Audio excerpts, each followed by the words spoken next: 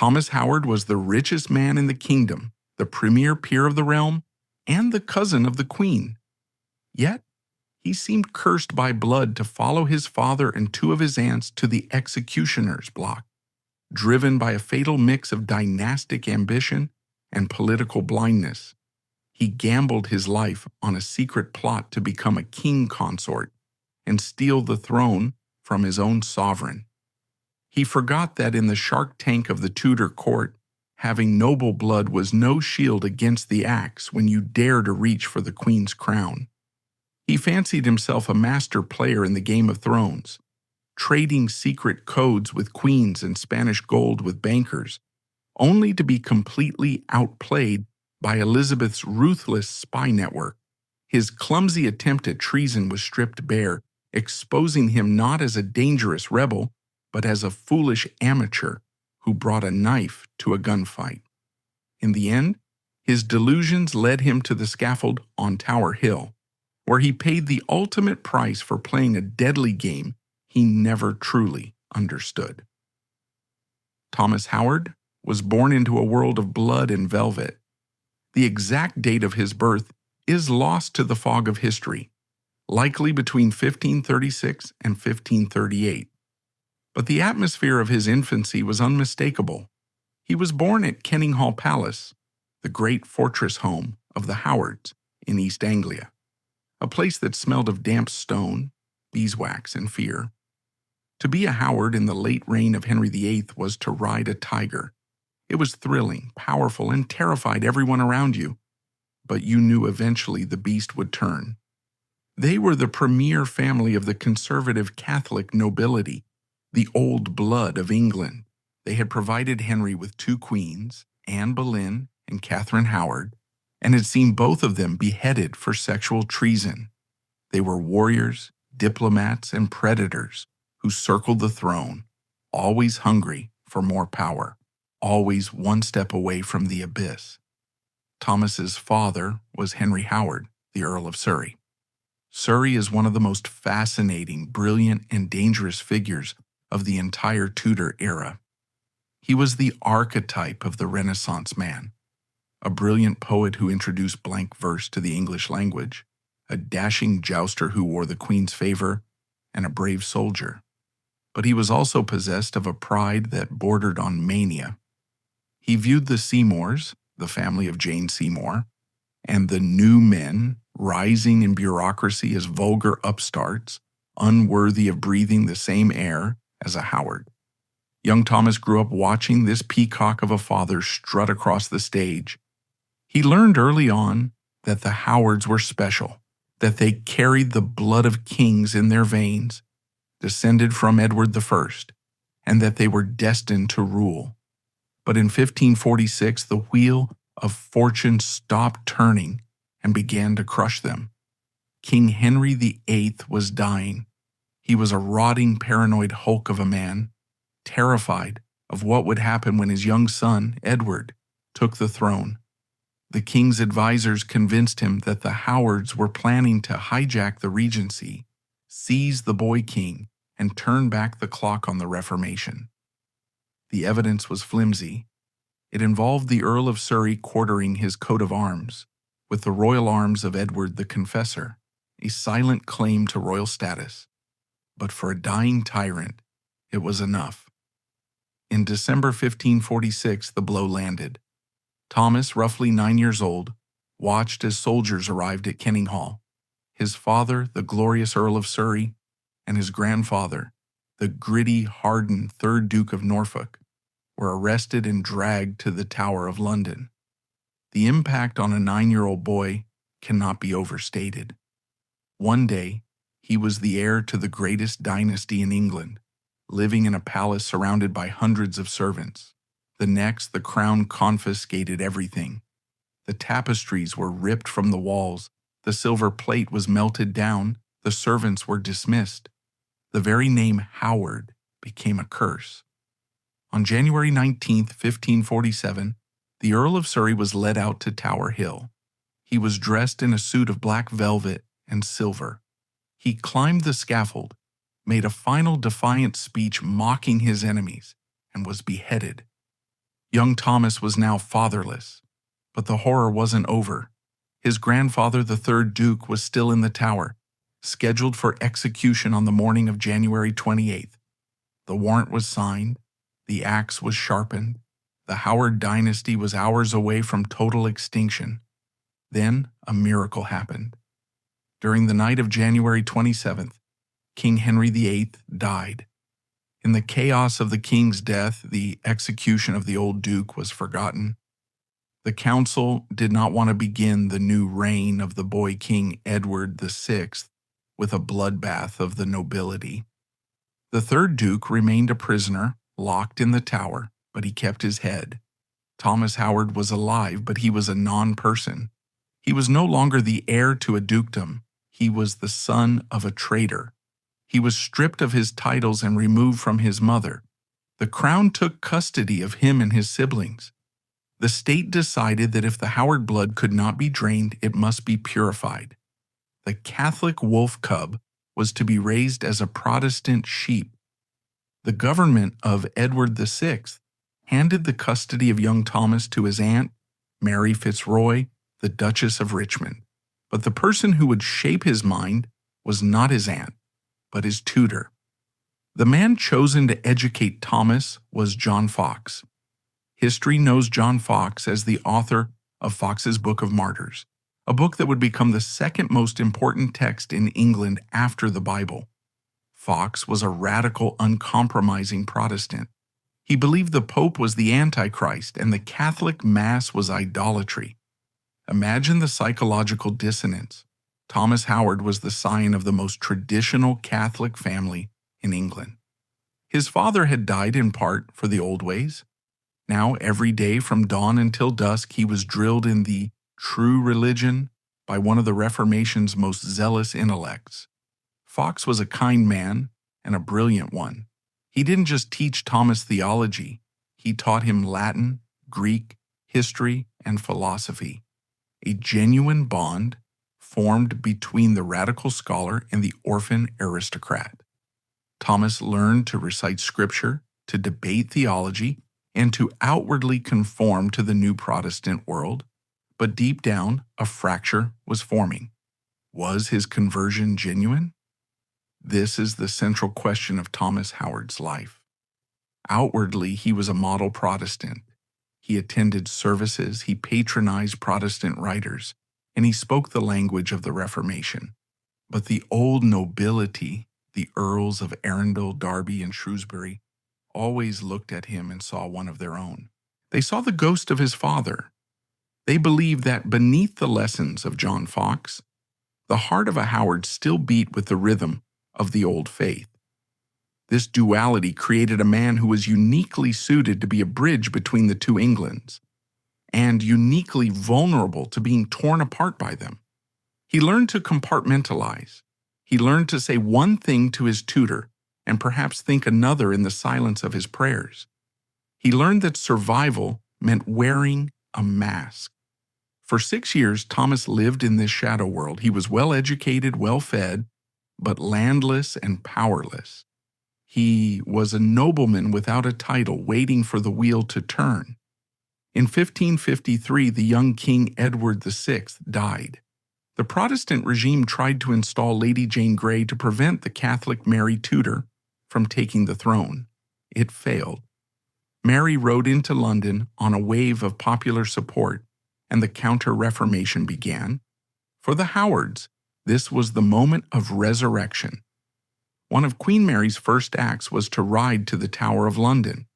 There, she released the prisoners of the Protestant state. Out walked the third Duke of Norfolk, Thomas's grandfather. He was old, nearing 80, his skin pallid from 6 years in a dungeon, but his eyes were hard. The dukedom was restored. The lands were returned. Overnight, Thomas Howard went from being a ward of the state back to being the Earl of Surrey, heir to the vast Howard Empire. The old Duke wasted no time. He knew he didn't have long. He immediately set about scrubbing the taint of Protestantism from his family. He dismissed John Foxe, who wisely fled to the continent to avoid being burned at the stake, and installed Catholic preceptors. Young Thomas, now a teenager, had to pivot instantly. He had to shed the skin of the devout Protestant pupil and don the armor of the Catholic crusader.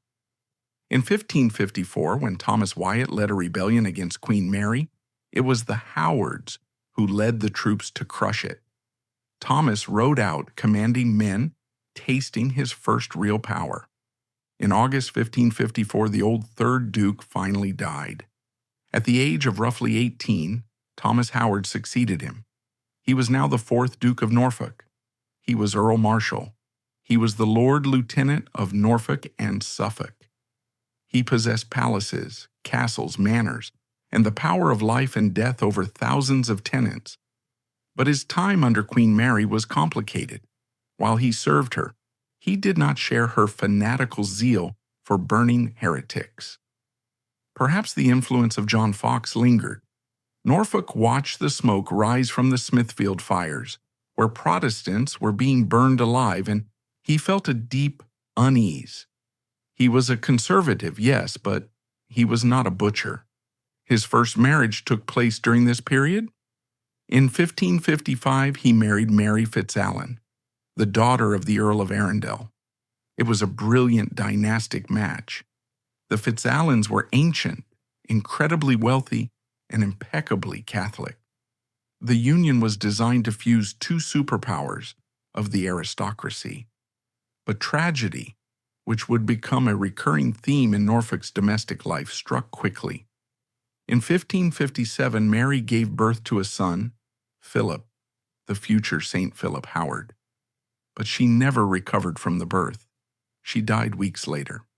Norfolk was a widower at 19, left with an infant heir and a broken heart. In 1558, Queen Mary died, and Elizabeth I ascended the throne. For most men, serving two monarchs with violently opposing religious views would be a death sentence. For Norfolk, it was an opportunity. He was young, the same age as the Queen, handsome, and possessed of that rare magnetic charisma that comes with immense wealth. He seamlessly transitioned back to Protestantism. He welcomed Elizabeth.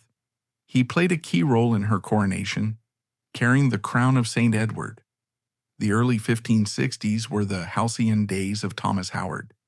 We must visualize his existence during this decade to understand what he risked later. He lived in princely state. His primary residence in London, the Charterhouse, renamed Howard House, was a sprawling complex of courtyards and gardens. When he traveled to his estates in East Anglia, Kenninghall, or the palace he built at Norwich, he traveled with a retinue of hundreds. Gentlemen of good birth wore his livery, proud to serve the Duke. He had his own council, his own musicians, his own players.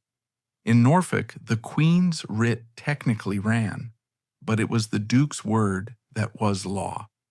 He was the King of the East, and famously the only Duke in England. All other dukedoms had been forfeited or gone extinct. He stood alone at the pinnacle of the peerage. Elizabeth treated him with a mix of affection and caution. She called him her cousin. She made him a Knight of the Garter. She relied on his immense territorial power to keep the peace in the rebellious regions. But Norfolk was not content with merely being rich. He wanted to be an empire. He embarked on a strategy of aggressive marital acquisition. After the death of Mary Fitzalan, he looked for a new wife. He didn't look for love, he looked for land. In 1558, he married Margaret Audley. She was the widow of Lord Henry Dudley, and crucially, the sole heiress of Thomas Audley, Lord Chancellor. This marriage was controversial. Margaret was technically his cousin, and the union required a dispensation, but Norfolk bullied it through. The marriage brought him the massive Audley End estate and solidified his grip on East Anglia. Margaret gave him children, Thomas, William, and Elizabeth, but the Howard curse of the bedchamber returned.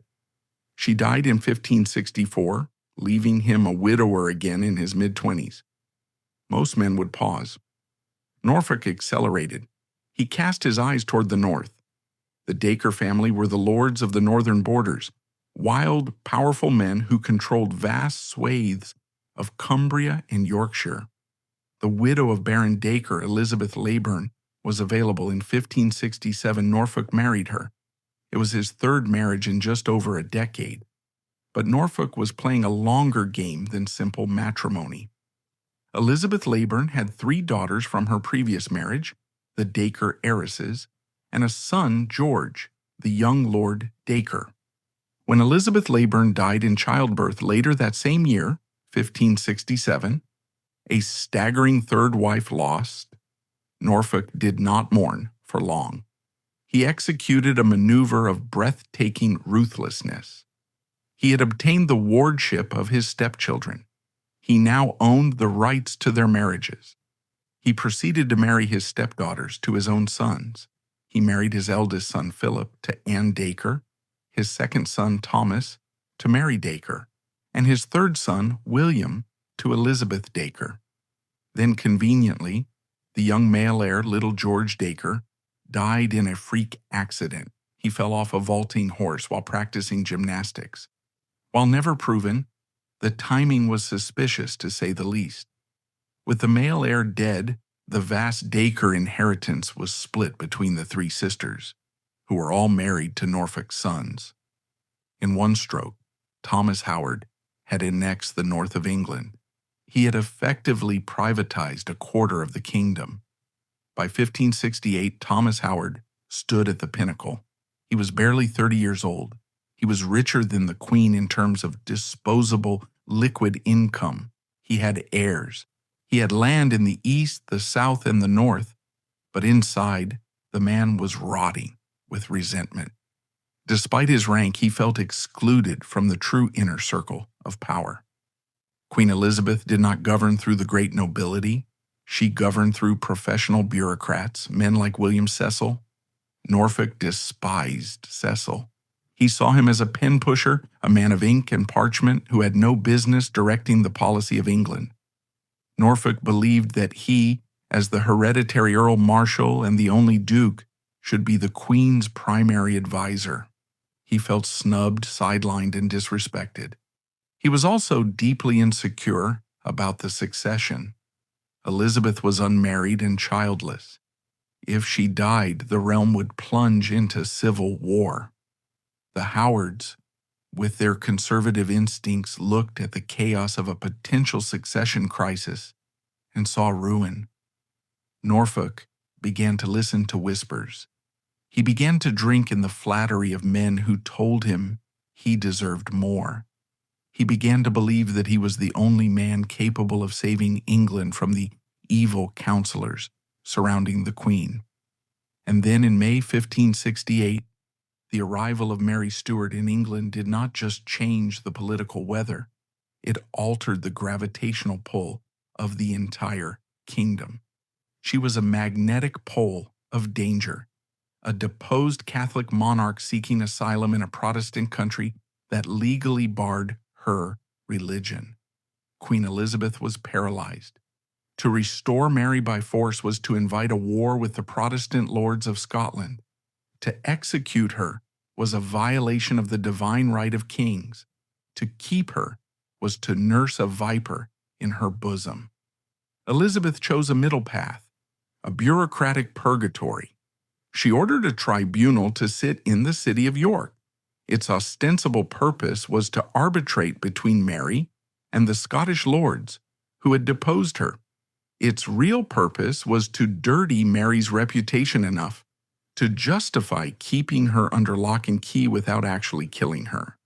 And to lead this tribunal, Elizabeth chose the man she trusted most, the man whose loyalty was supposed to be as solid as the limestone of his castles, Thomas Howard, the Duke of Norfolk. In October 1568, Norfolk rode north to York. He rode as the Queen's lieutenant, the embodiment of English justice. But the man who arrived in York was already spiritually compromised. He was bitter, he was ambitious, and he was susceptible to flattery. The Scottish lords, led by the Regent Moray, brought with them the Casket Letters, a collection of sonnets and letters allegedly written by Mary that proved she had conspired to blow up her husband, Lord Darnley, so she could marry her lover, Bothwell. When Norfolk first saw the letters, he was publicly appalled. He wrote to Elizabeth calling the evidence foul and horrible. He performed the role of the shocked moralist perfectly.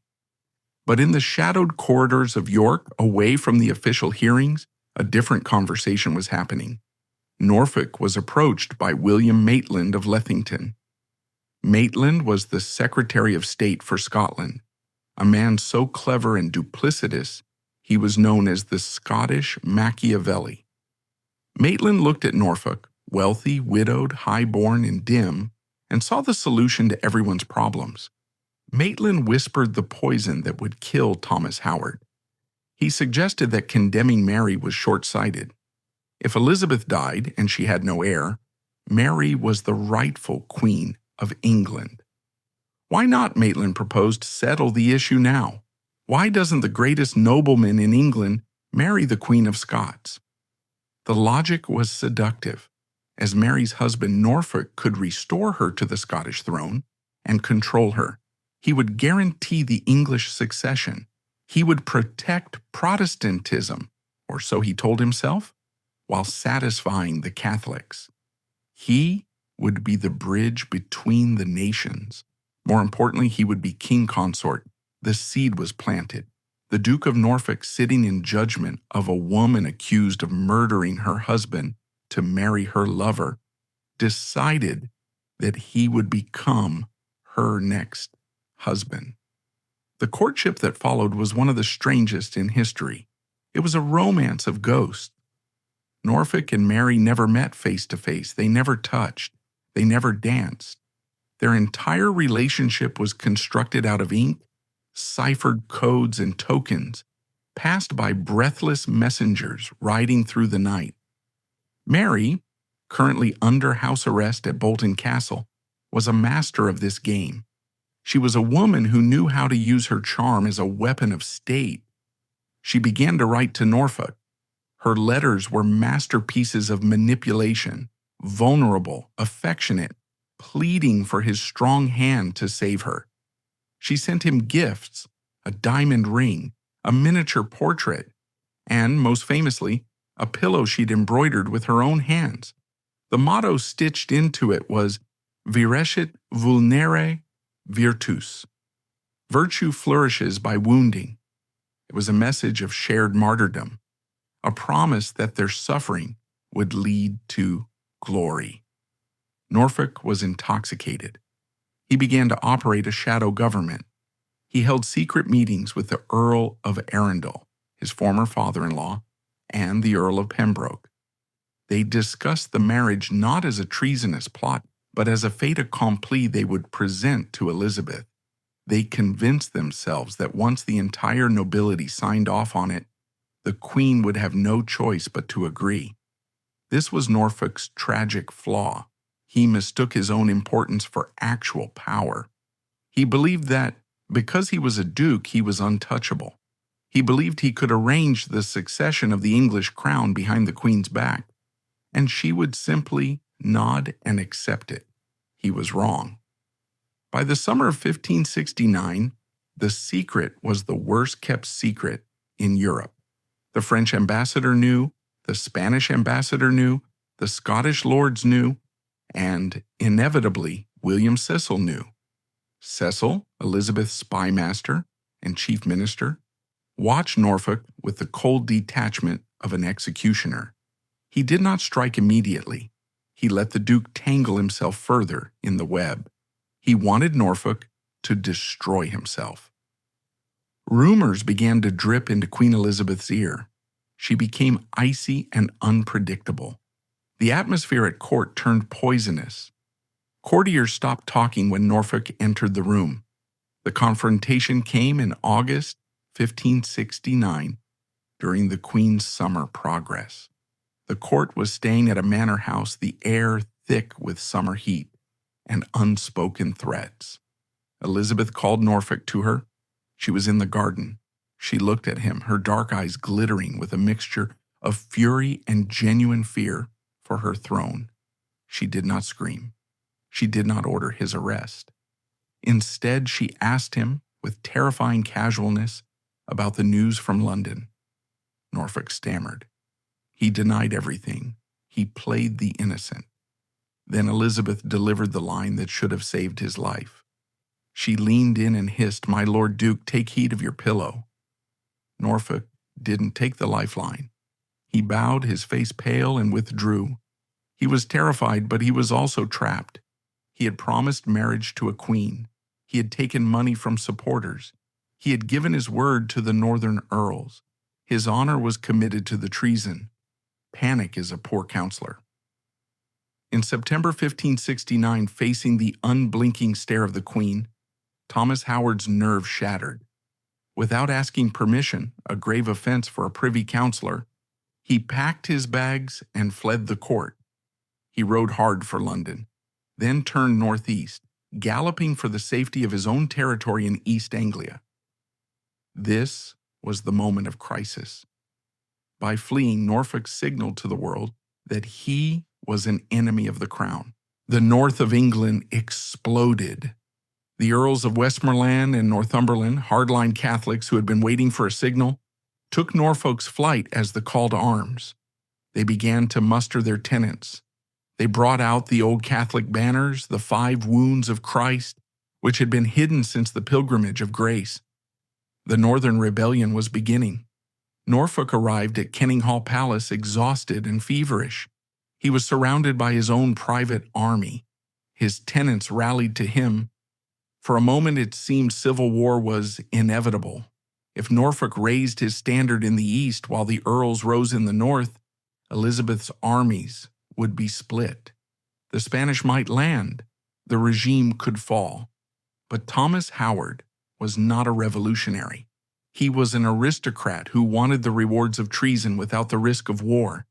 Sitting in his great hall at Kenninghall, he looked at the reality of what he had done. He imagined the English countryside burning. He imagined the queen he had grown up with, his cousin being dragged from her throne. His resolve collapsed. He fell sick of an ague, a convenient diplomatic illness. When a royal messenger arrived from Windsor with a peremptory summons demanding his immediate return to court, Norfolk's advisors told him to refuse. They told him to fight. He ignored them. He sent his army home. He wrote a pathetic letter to Elizabeth, claiming he had only left court because he was afraid of her anger, not because he was a traitor. He climbed into a litter, too sick to ride, and began the slow, humiliating journey back to London.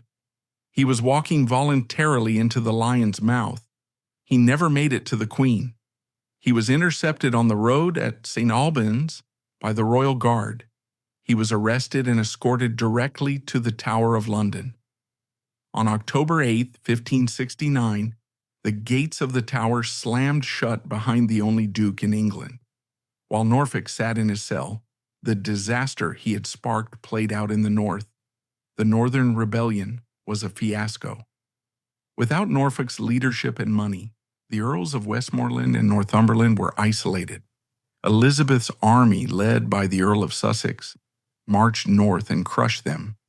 The aftermath was brutal. Hundreds of common rebels were hanged in their own villages as a warning. The Earl of Northumberland fled to Scotland, was sold back to the English and beheaded.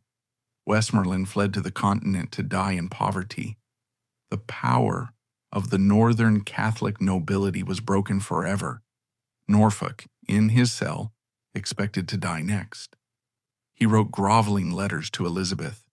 He signed a submission acknowledging that he had erred in seeking the marriage without her permission. He swore on his soul that he would never deal with the Queen of Scots again. He lay in the Tower for nearly 10 months. The winter was hard. The plague began to creep into the city of London in the summer of 1570. The air in the Tower was stifling. Norfolk petitioned for mercy, citing his poor health. Elizabeth was conflicted. Her advisors, especially Cecil, wanted Norfolk's head. They argued that he was the figurehead of the rebellion even if he hadn't drawn a sword. But Elizabeth had a soft spot for her cousin, and legally Cecil had a problem. They couldn't prove Norfolk had committed overt treason. He hadn't led troops. He hadn't formally declared war. He had just been foolish. In August 1570, Elizabeth made her decision. She would show mercy. She ordered Norfolk released from the Tower. He was not a free man, however. He was placed under house arrest at his own London residence, the Charterhouse. He was to have no contact with the court, no involvement in politics, and absolutely, under pain of death, no contact with Mary, Queen of Scots. It was a miracle. He had flown into the sun, burned his wings, and been allowed to survive. He was back in his own home, surrounded by his own servants, eating off his own silver plate. All he had to do was sit still. All he had to do was wait for Elizabeth's anger to cool, and eventually he might be restored. But Thomas Howard was not a man who learned from history, even his own. The Charterhouse, Norfolk's prison palace, became a hive of shadows. Norfolk was bitter. He felt humiliated by his imprisonment. He was drowning in debt because his lands had been mismanaged during his confinement. He felt that Cecil and the Protestant new men were laughing at him, and just across the city the Queen of Scots was still writing to him. Mary had not given up. She knew Norfolk was her only hope. She sent smugglers to slip letters into the Charterhouse. She played on his honor. "You promised to marry me," she wrote. "Are you a man who breaks his word? Are you a coward?" Norfolk's vanity flared. He began to reply. The ciphered letters started flowing again. And then a man named Roberto Ridolfi knocked on the door. Ridolfi was a Florentine banker with a long nose and a silver tongue. He had been living in London for years, lending money to the nobility. But Ridolfi was much more than a banker. He was a papal agent, a fanatic who believed it was his holy mission to restore England to Rome. Ridolfi gained access to Norfolk at the Charterhouse. He laid out a plan that was breathtaking in its scope and horror. The Ridolfi plot was a blueprint for an apocalypse. The plan began with an invasion led by the Duke of Alva, the Spanish military genius known as the Iron Duke. He was to gather 10,000 veteran soldiers in the Netherlands, cross the Channel, and land at Harwich in Essex, right in Norfolk's backyard. This landing would trigger an immediate uprising, where the Duke of Norfolk would raise his tenantry and march on London to seize Queen Elizabeth. The solution for Elizabeth was grim. She would be removed. The ultimate goal was to free Mary, Queen of Scots, crown her Queen of England, and marry her to Thomas Howard, restoring Catholicism as the state religion. It was madness specifically because it required the seamless coordination of the King of Spain, the Pope, and the hesitant Duke of Norfolk, a man who had previously fled at a mere stern look from the Queen. Yet Norfolk listened. He was desperate for money, desperate for relevance, and desperate to secure his dynasty. He met with Ridolfi. He gave his verbal assent. He allowed Ridolfi to travel to Rome and Madrid, speaking in his name. He gave Ridolfi a list of English nobles who would allegedly support the invasion. Crucially, Norfolk refused to sign his name to the letters Ridolfi carried. He thought this made him safe. He thought that if there was no signature, there was no treason. He was acting like a lawyer in a courtroom, not a conspirator in a regicide plot. He did not realize that William Cecil didn't need a signature. He just needed a thread. In April 1571, the trap snapped shut. A young man named Charles Bailey was arrested at the port of Dover. He was a courier for the plot, carrying a packet of banned Catholic books. But hidden deep inside his luggage, sewn into the lining, were letters written in cipher. Cecil's men took Bailey to the Tower. They showed him the rack, the Duke of Exeter's daughter. Bailey screamed before they even touched him. He spilled everything he knew. He said the letters were from Ridolfi. He said they were about an invasion. He said they were addressed to 40 and 30. Cecil's codebreakers went to work. 40 was Mary Queen of Scots. 30 was the Duke of Norfolk. Cecil now knew the plot existed, but he needed hard proof to take down a duke. He needed to find the money trail. In August 1571, a merchant was stopped carrying a bag of gold worth 600 pounds. The money was intended for Mary's supporters in Scotland. The merchant admitted the money had come from the Duke of Norfolk. Cecil moved in for the kill. He arrested Norfolk's personal secretaries, William Barker and Robert Higford. He put them in the Tower. Norfolk, still under house arrest, felt safe.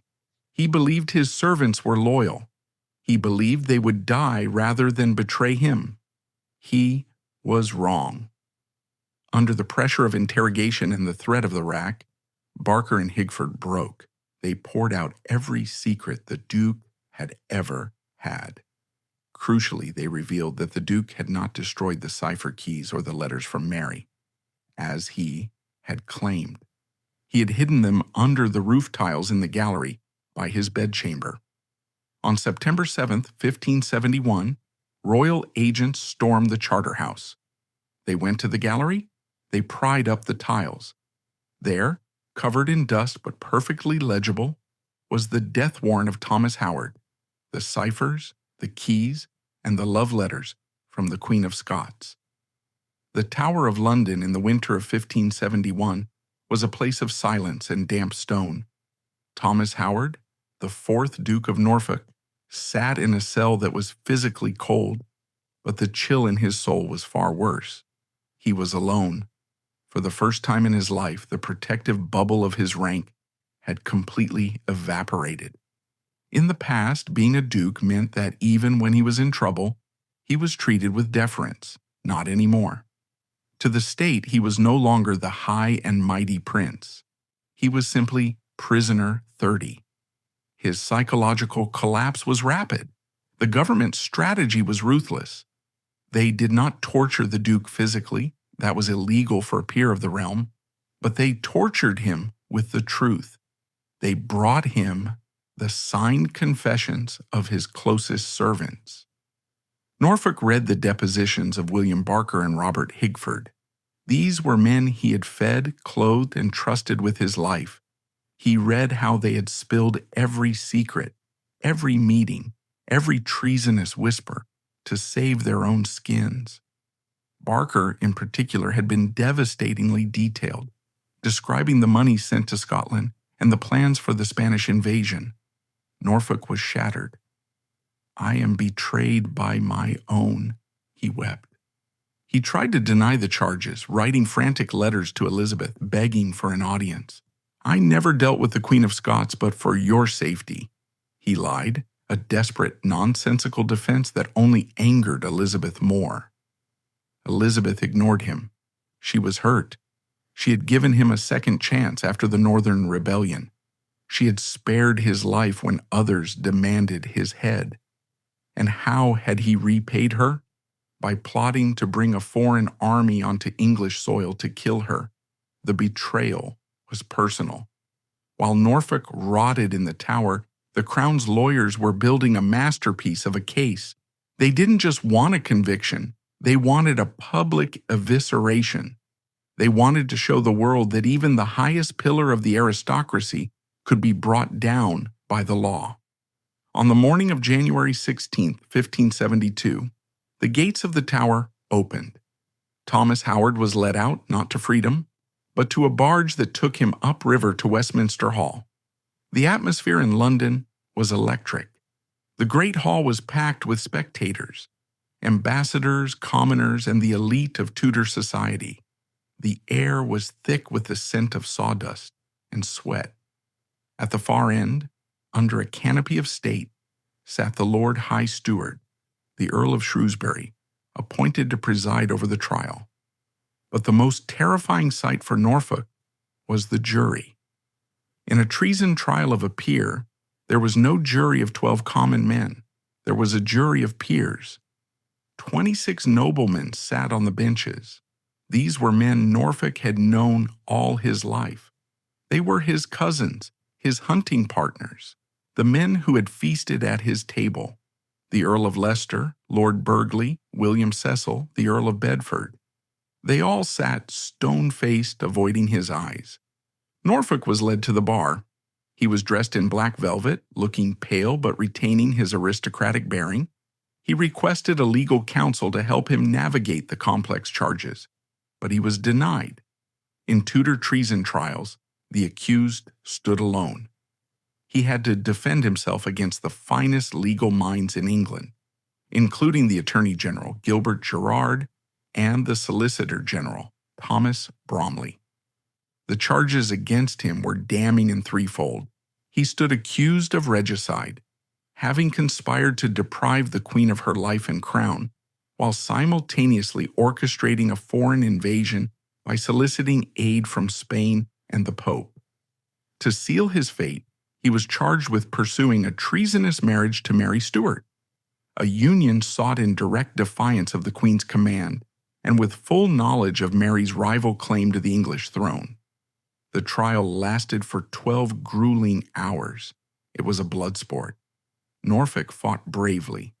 When the Crown argued that his attempt to marry Mary was proof he wanted to usurp Elizabeth, Norfolk countered, "I sought to marry her to secure the succession, not to steal the crown."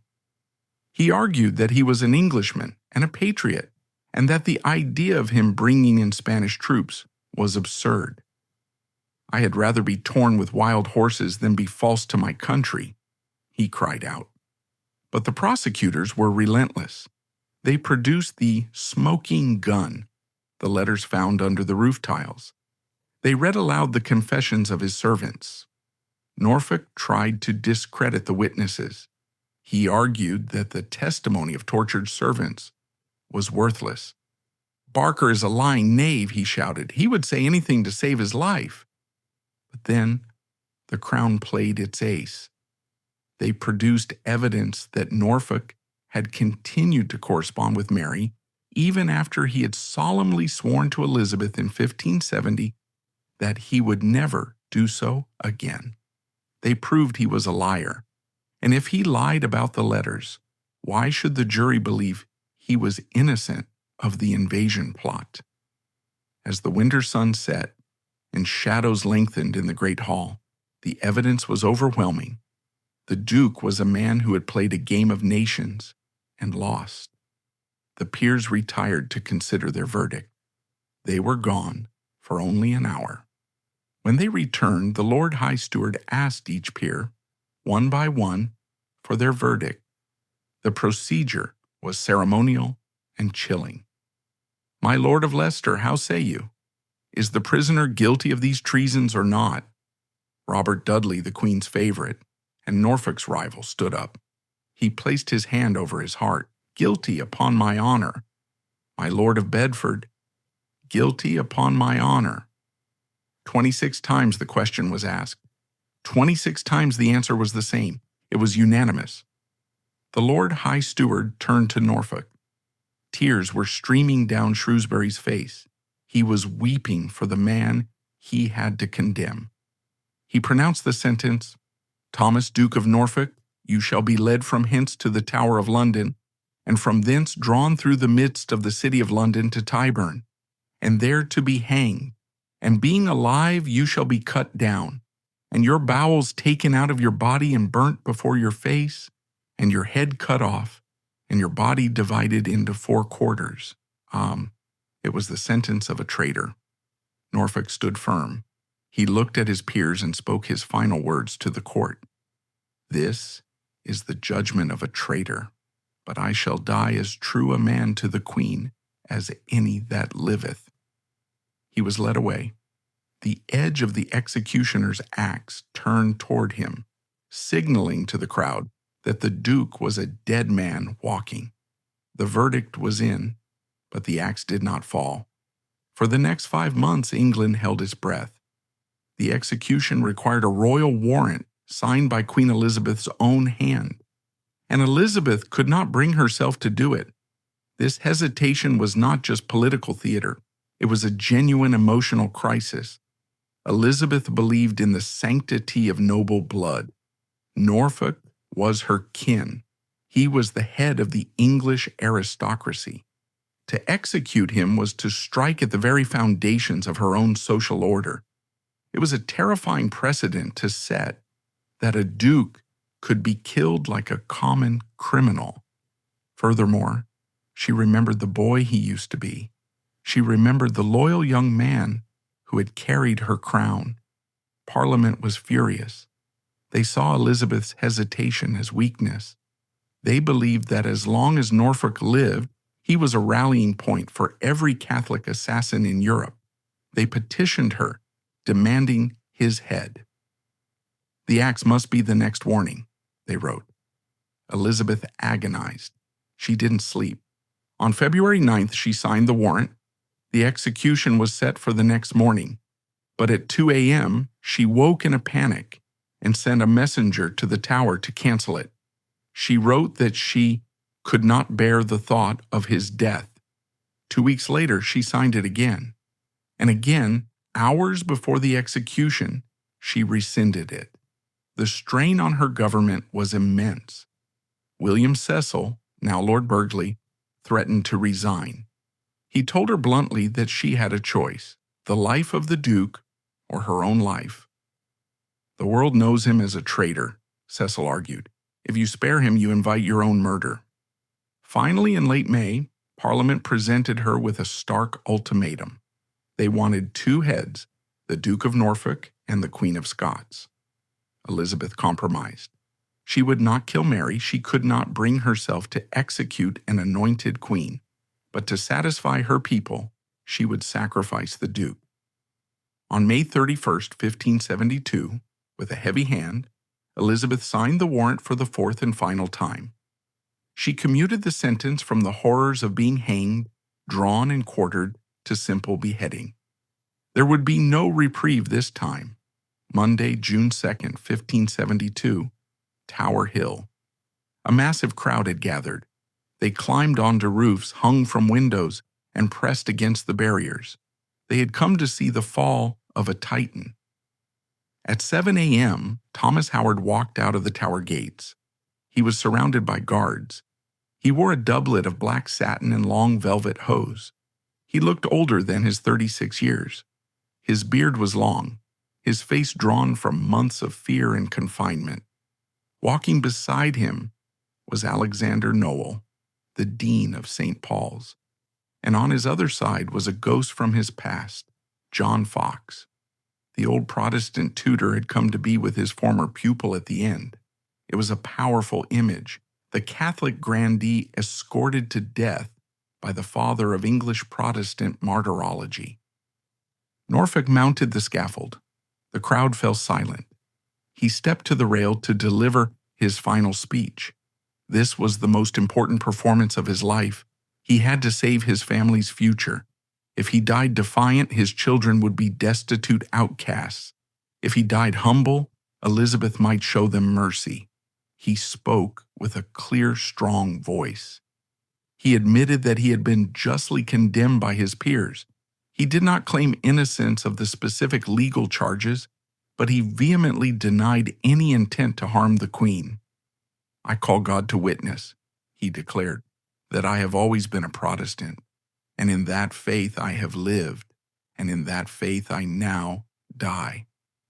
Was it true, or was it a final political lie to save his children from the taint of Catholicism? We will never know. He turned to the executioner and forgave him. He took off his doublet. He refused the blindfold, saying, "I am not afraid to look upon death." He knelt in the straw. He placed his head on the block. He whispered a final prayer in Latin, "In manus tuas, Domini." "Into your hands, O Lord." The executioner raised the axe. It fell with a sickening thud. The head of the only duke in England rolled into the straw.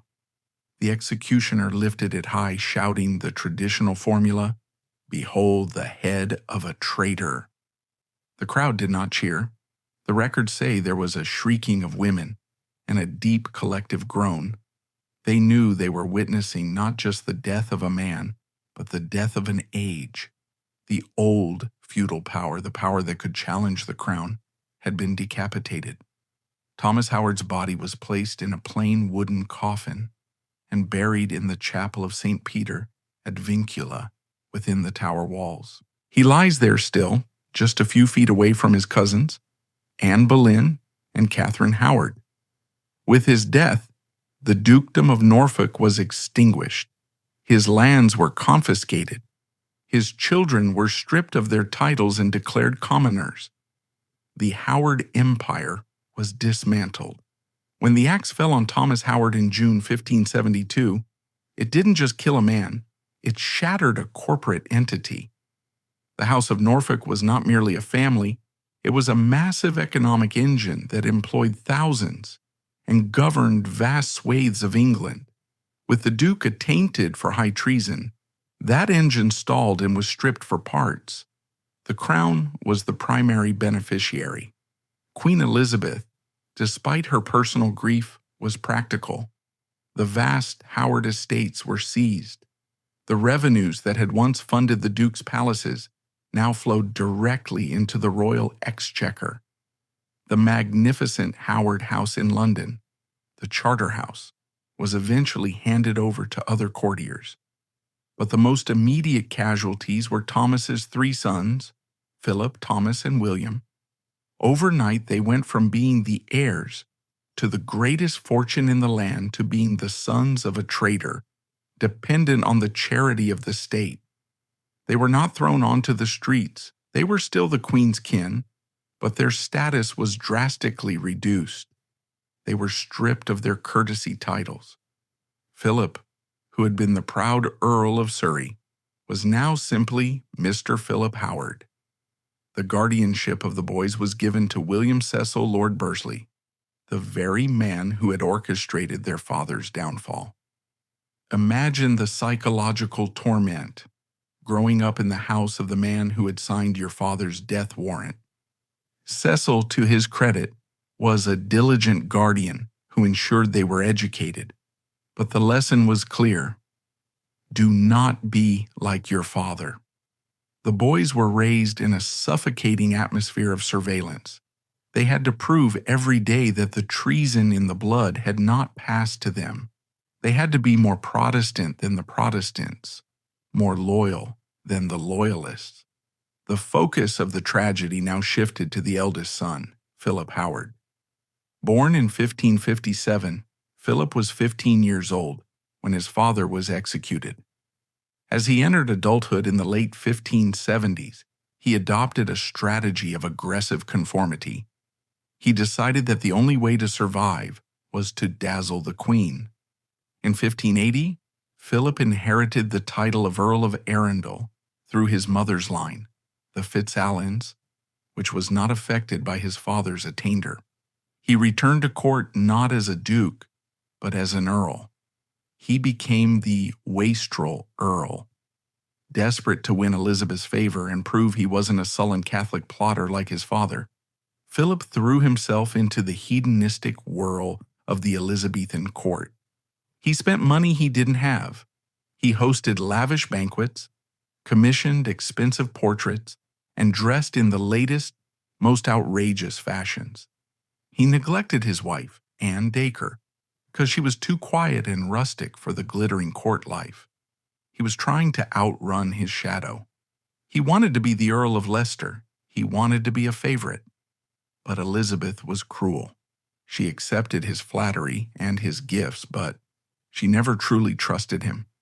She looked at his face and saw Thomas Howard. She kept him on a short leash, refusing to restore the dukedom or the vast majority of his father's lands.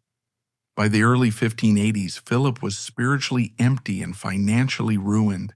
The high life of the court felt increasingly hollow. He began to look at the other side of his heritage, the side his father had publicly denied but privately cherished. He began to listen to the Jesuits. The 1580s saw a new wave of Catholic missionary priests arriving in England, led by charismatic men like Edmund Campion. The government's persecution of Catholics intensified.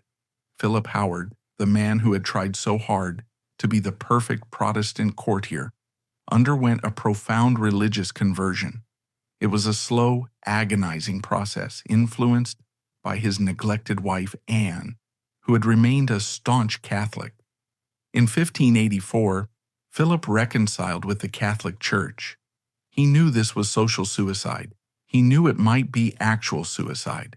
Just like his father, he decided to flee. In April 1585, Philip drafted a letter to Queen Elizabeth explaining his decision, a letter remarkably similar to the one his father had written. He boarded a ship on the south coast, intending to sail to France and live in exile, where he could practice his faith freely.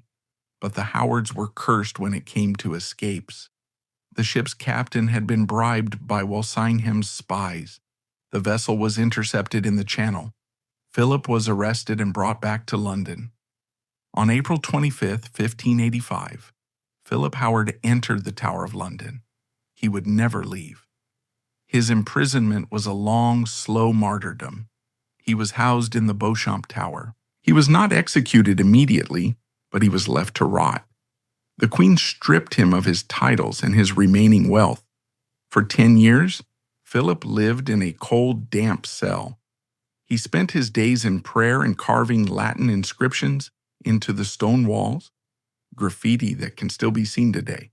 Quanto plus afflictionis pro Christo in hoc saeculo, tanto plus gloriae cum Christo in futuro. The more affliction we endure for Christ in this world, the more glory we shall obtain with Christ in the next. His only companion was a dog. The Queen famously refused to let him see his wife or his son, Thomas, who had been born after Philip's imprisonment. She offered him a deal. If he would attend a Protestant church service just once, he would be freed and his titles restored. Philip refused. The son had found the resolve the father lacked. Thomas Howard had died claiming to be a Protestant to save his family. Philip Howard chose to die a Catholic and lose everything. In October 1595, at the age of 38, Philip Howard died of dysentery or possibly poison in his cell. He was buried in the same chapel as his father. 400 years later, in 1970, he was canonized by Pope Paul VI as one of the 40 martyrs of England and Wales. St. Philip Howard. With Philip dead and the title again extinguished, the Howard lineage hung by a thread. The torch passed to Philip's younger half-brothers Thomas and William, the sons of Margaret Audley, and Philip's son Thomas, the 14th Earl of Arundel. These men were survivors. They learned the ultimate lesson of the fourth Duke's fall: patience. They waited out the storm of Elizabeth's reign. When the Queen died in 1603 and James I of Scotland ascended the throne, the atmosphere changed. James was the son of Mary, Queen of Scots, the very woman Thomas Howard had died trying to marry. James I did not forget the friends of his mother. He began to rehabilitate the Howards. He restored Philip's son to the earldom of Arundel. He heaped honors on Thomas and William, creating the Earl of Suffolk and the Earl of Berkshire. The Howards returned to the center of power. They built grand houses. Audley End, built by Thomas Howard the Younger, is a monument to this resurgence. They became the great art collectors of the Jacobean age, but the ultimate prize, the Dukedom of Norfolk, remained out of reach. It was the grail of the family. The stigma of the 1572 treason was too deep to be erased by a single monarch. It took the chaos of the English Civil War and the Restoration to finally heal the wound. In 1660, King Charles II returned from exile. The Howards had been staunch royalists. In recognition of their suffering and their ancient status, Parliament passed a special act. The attainder of 1572 was reversed. 88 years after Thomas Howard's head fell into the straw, his great-great-grandson became the 5th Duke of Norfolk. The title was back. The story of Thomas Howard, 4th Duke of Norfolk, is more than a biography. It is a diagnosis of the Tudor condition. He was a man born into a feudal reality but forced to live in a modern political state. In the Old World, a duke was a companion to the king, a man whose power came from his blood and his land. In the New World of Elizabeth and Cecil, power came from bureaucracy, espionage, and total subservience to the crown. Thomas Howard failed because he tried to combat a surveillance state with medieval chivalry. He thought his rank would protect him. He thought his intentions mattered more than his actions. He was wrong. His death marked the end of the old independent nobility. After 1572, no nobleman in England ever again dared to dream of marrying a queen or dictating the succession. The crown had won. The overmighty subject was extinct. Today, if you visit the Tower of London, you can walk into the chapel of St. Peter at Vincula. Under the altar lie the bones of 2 queens and 2 saints, and there, amongst them, lies the headless body of the man who tried to reach for the stars with feet of clay, Thomas Howard, the last of the old barons, the gilded traitor.